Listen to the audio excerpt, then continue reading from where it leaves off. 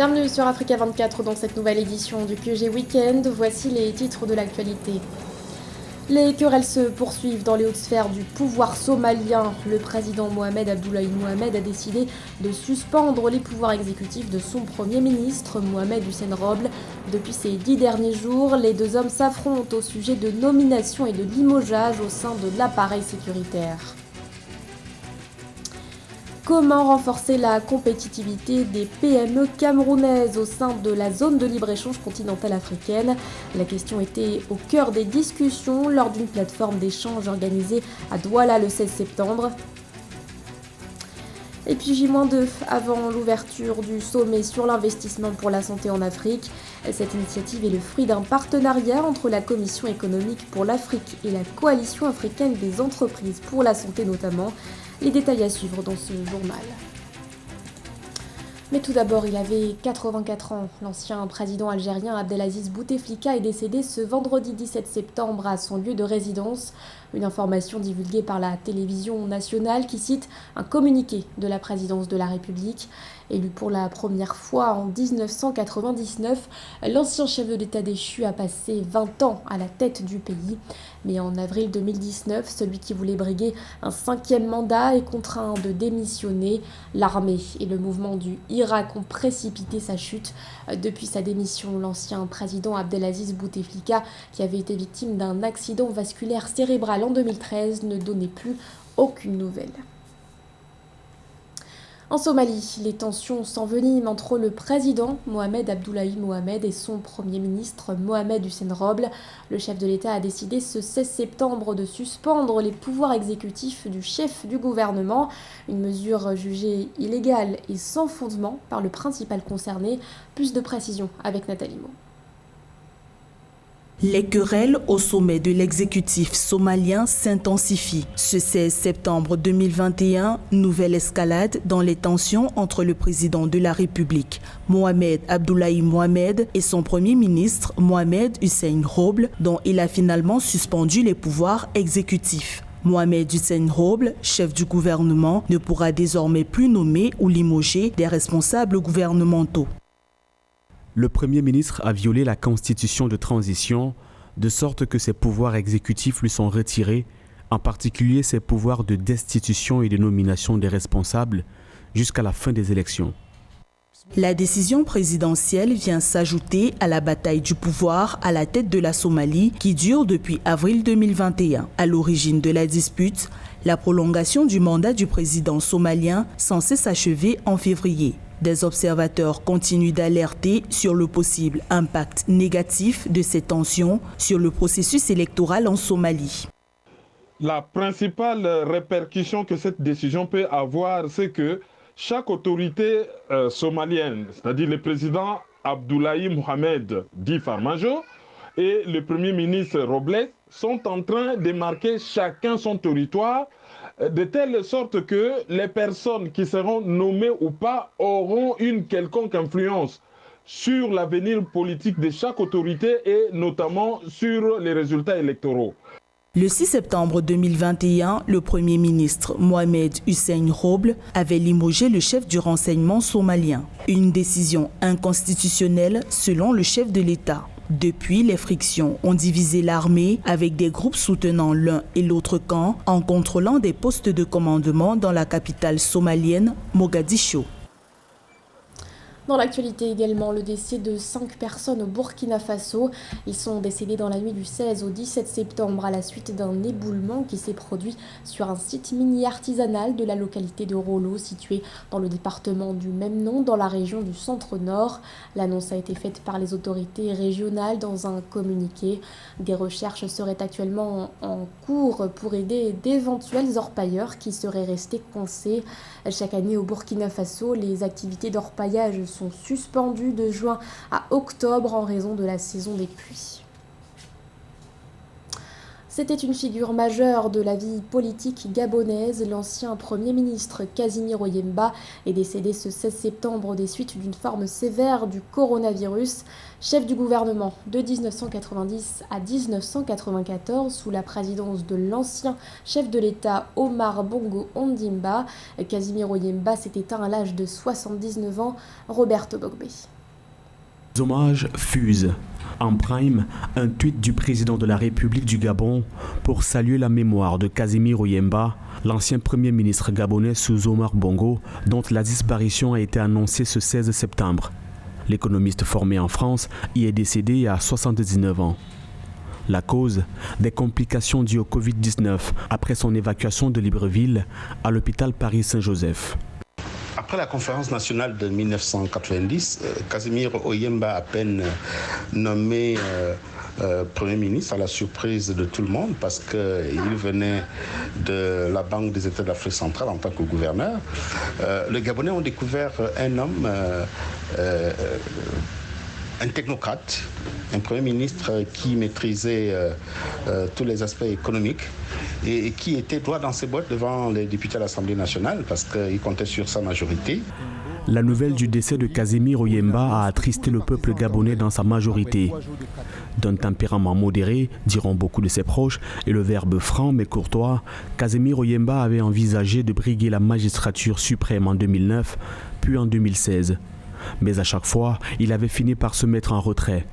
Lors de la dernière présidentielle, il avait apporté son soutien à Jean Ping, désigné candidat unique de l'opposition, face au président sortant, Ali Bongo Ondimba. Casimir Oyemba a dû affronter l'émotion de censure et heureusement qu'il avait une majorité confortable. Il a dû résister. Casimir Oyemba, c'était un excellent débatteur. Et il était bon technocrate à tous les niveaux. Il répondait à toutes les sollicitations et ce qui lui a valu beaucoup de critiques. Et un autre point faible qu'il a dû traîner jusqu'à sa mort, c'est son revirement quand il s'est présenté aux élections présidentielles de 2009. Le fait de retirer sa candidature lui a valu beaucoup de critiques. Gouverneur de la Banque des États de l'Afrique centrale de 1978 à 1990, vice-président de l'Union nationale, un parti de l'opposition, Casimir Oyemba était une figure majeure de la scène politique et économique dans son pays. C'était pour beaucoup une personnalité très respectée par ses concitoyens. Depuis l'entrée en vigueur de la zone de libre-échange continentale africaine, l'avenir des petites et moyennes entreprises camerounaises continue d'alimenter les débats. Le sujet était à l'ordre du jour le 16 septembre à l'occasion d'une plateforme d'échange organisée à Douala, un événement qui a réuni membres du gouvernement et experts de la finance. Reportage de notre correspondant Thierry Ndassa. Comment rendre une PME compétitive dans un marché unique africain convoité par les grandes entreprises industrielles? Une question qui a été abordée lors du débat qui a réuni le 16 septembre 2021 à Douala des représentants du gouvernement et des membres du secteur privé camerounais. Selon Achille Basileken III, ministre des PME, la question du financement est cruciale pour le gouvernement. Par rapport à un marché boursier embryonnaire, par rapport à des dispositifs qui sont prévus par la législation et parfois par la réglementation, par rapport à des structures comme la Banque camerounaise des PME qui ne répond pas toujours de façon assez optimale, sinon efficace, aux besoins de financement de la PME par rapport à l'activité des banques commerciales, il y a un écosystème qui se met en place, qui est perfectible. Les petites et moyennes entreprises constituent 80% du tissu économique camerounais, ce qui suscite l'intérêt des banques commerciales.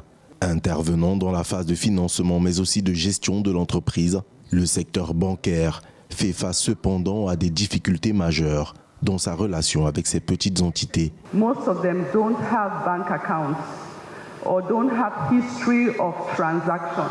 So a lot of them have been in business for 20 years, 15, 30, but they have very little to do with banking.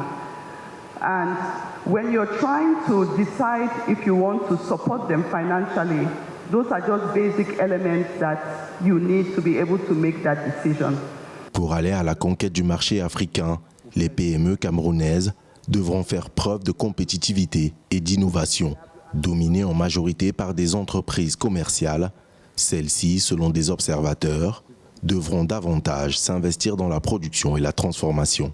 Aller acheter de la marchandise en Chine ou en Turquie et venir la vendre au Cameroun, c'est bien. Moi, je ne vais pas aller à l'encontre de ce que tout le monde, ou pratiquement tout le monde, conçoit comme bien. Mais est-ce que c'est cela qui va participer à enraciner une économie nationale viable, durable, écologique? Je n'y crois pas. L'accroissement du commerce continental augmentera la demande en produits manufacturés. Les pays africains qui possèdent des moyens de production et de transformation seront alors les plus aptes à capter les énormes bénéfices de la zone de libre-échange. Il doit se tenir le 20 septembre. Entreprises, gouvernements ou encore philanthropes seront réunis à l'occasion du sommet sur l'investissement pour la santé en Afrique. À l'heure où la pandémie de coronavirus a mis à rude épreuve les systèmes de santé sur le continent, cette initiative vise à mobiliser davantage de fonds en vue de renforcer la capacité de production de médicaments. Les détails avec Victoria Sechi. L'Afrique importe plus de 97% des médicaments et des équipements médicaux dont elle a besoin, selon la CEA, Commission économique des Nations Unies pour l'Afrique. Un fait qui montre que les lacunes en termes de capacité de fabrication locale sont profondes. Pour répondre à ce défi, la CEA a formé un partenariat avec la ABC Health, Coalition des entreprises africaines pour la santé, en vue de mettre en place l'initiative pharmaceutique ancrée dans la ZLECAf en Afrique de l'Ouest et par la suite sur le reste du continent. L'initiative sera lancée le 20 septembre 2021 lors d'un sommet virtuel de haut niveau intitulé « Sommet africain sur l'investissement pour la santé ». La population combinée de plus de 411 millions de personnes vivant dans 17 pays et territoires à travers l'Afrique de l'Ouest porte un lourd fardeau de l'extrême pauvreté et de la maladie. Le renforcement des capacités de production locale nécessite un engagement à long terme des secteurs publics et privés africains. Ces engagements devraient viser à favoriser un écosystème pour atteindre des objectifs clés.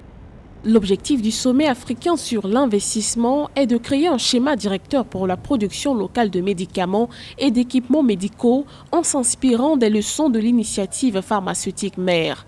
Le binôme CEA-ABC Health veut arriver à mobiliser une expertise viable pour transformer profondément le secteur de la santé.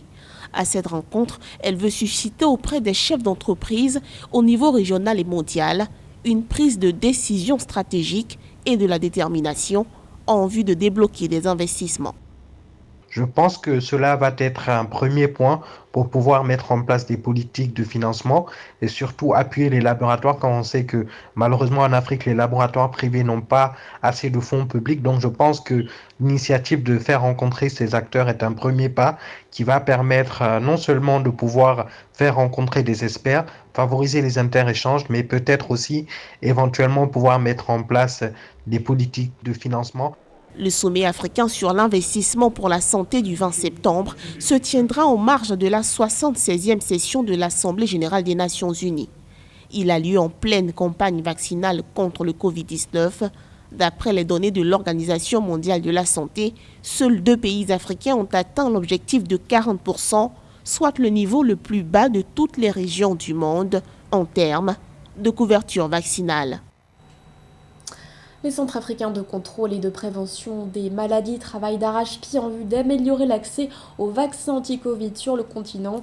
La production locale de vaccins reste selon eux la solution pour contenir la circulation des variants.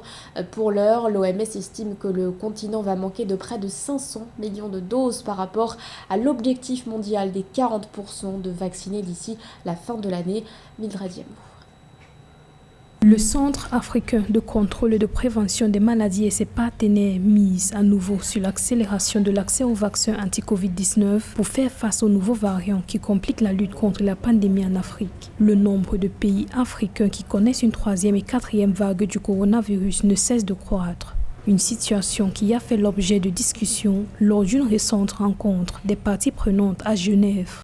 La situation reste extrêmement critique et préoccupante pour un continent d'1,2 milliard d'habitants. Nous ne sommes pas encore sortis du bois. La troisième vague s'étend toujours sur le continent. À ce jour, 43 pays africains représentant 73% de tous nos États membres connaissent une troisième vague du Covid-19. 7 autres connaissent désormais une quatrième vague, à savoir l'Algérie, le Bénin, l'Égypte, le Kenya, l'île Maurice, la Somalie et la Tunisie.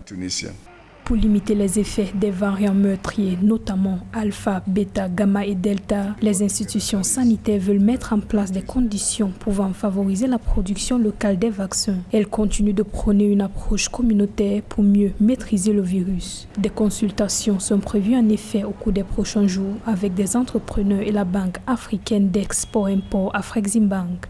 In the coming days, we will be inviting entrepreneurs and working with the Afreximbank to really sit down and go through the detailed process. Au cours des prochains jours, nous inviterons des entrepreneurs et travaillerons avec Afreximbank pour détailler un processus visant la fabrication des vaccins à travers le continent. Environ 10 pays africains poursuivent actuellement la fabrication de vaccins et ces efforts aideront à analyser l'ensemble de la manière dont la fabrication de vaccins devrait se poursuivre sur le continent. La semaine prochaine, nous réunirons à l'Assemblée générale de l'ONU avec pour objectif de discuter de l'accès aux vaccins pour les pays à revenus faibles et intermédiaires.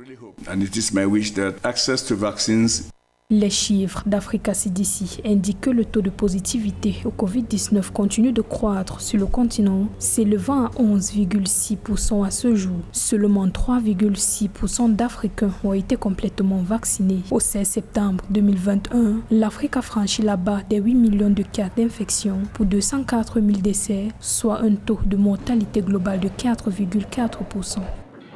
Ce journal a été réalisé par l'ensemble de la rédaction. Merci de votre fidélité. L'actualité continue sur Africa 24.